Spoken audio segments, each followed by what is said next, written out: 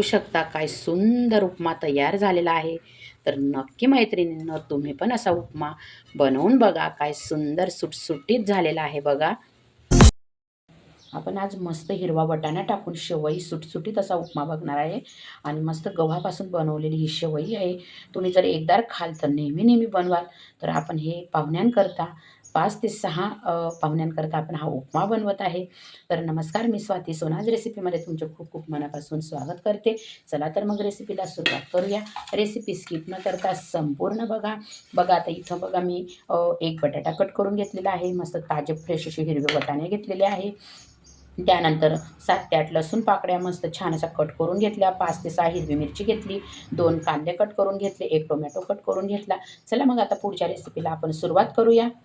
बघा इथं गॅसवर कढई ठेवली. कढई थोडीशी तापल्यानंतर स्टीलची कढई जास्त तापू नाही द्यायची. त्यानंतर 2 पडी तेल घातलेलं आहे. आता आपल्याला ही शेवई छान अशी खरपूस भाजून घ्यायची आहे. ही खास पद्धत या शेवईची आहे. तुम्ही जर एकदा ही शेवई अशी भाजून घेतली तर तुमचा उपमा अगदी सुटसुटीत होणार आणि खूप छान असा हा शेवई उपमा तयार होतो. तर नक्की तुम्ही बनवून बघा. आता शेवई आपण अशी छान अशी परतवून घेऊया.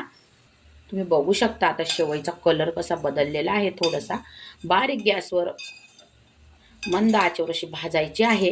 आणि बघा आता आपली शेवई भाजून झालेली आहे. गॅस बंद करायचा आहे आपल्याला. बघा आता इथं गरम पाणी मी तापवायला ठेवलेलं होतं. गरम पाणी उकळू द्यायचं आणि आपल्याला हे शेवया टाकून घ्यायच्या आहे गरम पाण्यामध्ये. खूप जास्त उकळू द्यायच्या नाही, कारण आपण ह्या गव्हापासून तयार केलेल्या शेवया आहेत. आणि म्हणून ही खास ही पद्धत तुम्ही नक्की वापरा. शेवई थोडीशी भाजून घ्या, म्हणजे अजिबात तुमची शेवई चिकट अशी होणार नाही आणि मोकळी मोकळी होईल. खूप सुंदर अशी छान प्रकारे. आता तुम्ही बघू शकता कशी शेवई अशी वर आलेली आहे, म्हणजे समजून जायचं की आपली शेवई उकडली गेली आहे. खूप जास्त पण उकळू द्यायची नाही. आता आपण हिला चाळणीमध्ये काढून घेऊयात. शेवई उकडून झालेली आहे बघा. आता चाळणीमध्ये मी काढून घेत आहे. खूप पण उकडू द्यायची नाही. वर आली शेवई की लगेच बंद करायचा गॅस. आता बघा ही थोडीशी लगेच गरम गरम अशी हिला मोकळी करून घ्यायची, म्हणजे मग ही चिटकत नाही आणि खूप छान असा सुटसुटीत आपला हा ताजा फ्रेश वाटाणा वापरून शेवई उपमा तयार होणार आहे. चला मग आता आपण शेवई उपमाला फोडणी देऊया. बघा आता मी असं पसरट पातेलं घेतलेलं आहे. त्याच्यामध्ये आपल्याला तेल घालायचं आहे. बघा मी इथं 3 ते 4 पडी तेल घातलेलं आहे, कारण आपला उपमा थोडासा जास्त आहे त्यामुळं 3 ते 4 पडी तेल घातलेलं आहे. आता बघा तेल तापलेलं आहे. त्यानंतर जाणार मोहरी, त्यानंतर जाणार जिरं. जिरं तडतडल्यानंतर जाणार लसूण. लसूण छान असा गुलाबी रंगावर होऊ द्यायचा आहे. त्यानंतर जाणार आहे आता हिरवी मिरची छान अशी. आता हिरवी मिरची परतल्यानंतर जाणार आहे शेंगदाणे. शेंगदाणे दाखवायचे राहिले होते. शेंगदाणे नक्की टाका तुम्ही, म्हणजे छान असा खूप छान असा उपमा लागतो. त्यानंतर जाणार आहे कांदा. कांदा छान असा परतवून घ्यायचा. छान असा गुलाबी रंगावर कांदा होऊ द्यायचा आपल्याला. खूप जडू पण नाही द्यायचा. अगदी सुंदर होतो हा उपमा. तुम्ही नक्की बनवून बघा आणि मला कमेंटमध्ये सांगा रेसिपी कशी वाटली. आता बघा कांदा थोडासा छान असा परतल्यानंतर जाणार आहे बटाटा.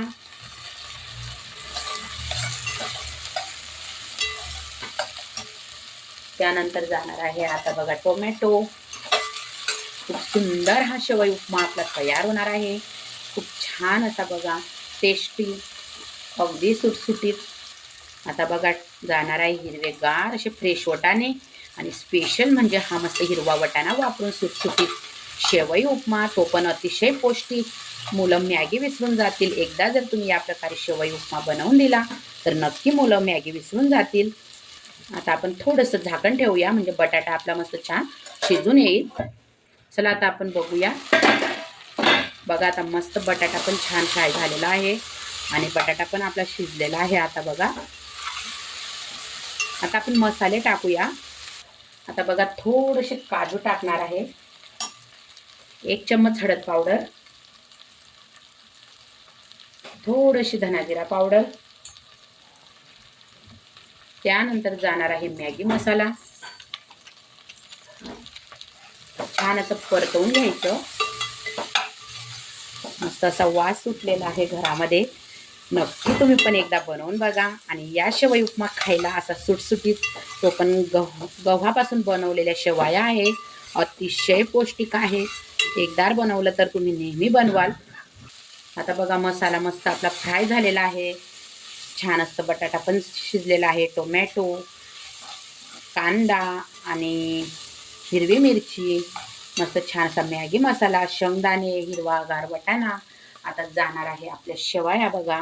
तर अशा मस्त छान अशा आता शेवया मसाल्यामध्ये टाकून घ्यायच्या. शेवई बघा टाकून झालेली आहे. आता चवीनुसार मीठ टाकायचं आहे आपल्याला. चवीनुसार मीठ टाकून घेतलेलं आहे आणि छान असं आता आपल्याला हे परतवून घ्यायचं आहे.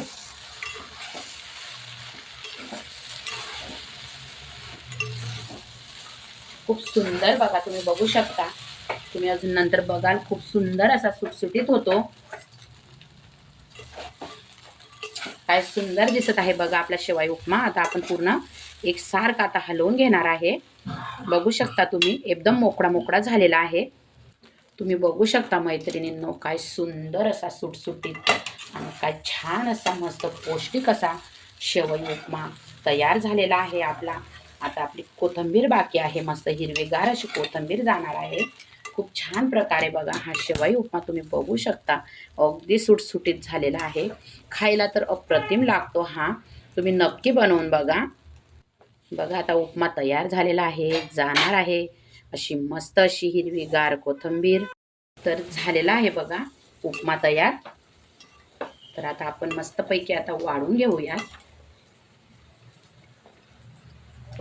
या तुम्ही पण खायला. जर रेसिपी आवडली असेल तर मोठ्या मनाने लाईक, शेअर, सबस्क्राईब करायला विसरू नका. आणि रेसिपी कशी वाटली मैत्रिणींनो, नक्की मला सांगा. काय सुंदर सुटसुटीत शेवई उपमा तयार झालेला आहे. अगदी मॅगीला फिका करेल असा त्यावर जाणार आहे अशी हिरवीगार कोथिंबीर. आणि मग मस्त नक्कीच मुलं मॅगी विसरून जातील असा जर सुटसुटीत उपमा जर तुम्ही खाल्ला तर. तर मैत्रिणींनो, रेसिपी कशी वाटली नक्की सांगा. आणि आवडल्यास लाईक, शेअर, सबस्क्राईब करायला विसरू नका. बघू शकता तुम्ही काय सुंदर तयार झालेली आहे आपली रेसिपी शेवई उपमा, तो पण ताजा ताजा हिरवा वाटाणा वापरून. तर नक्की बनवून बघा. श्री स्वामी समर्थ.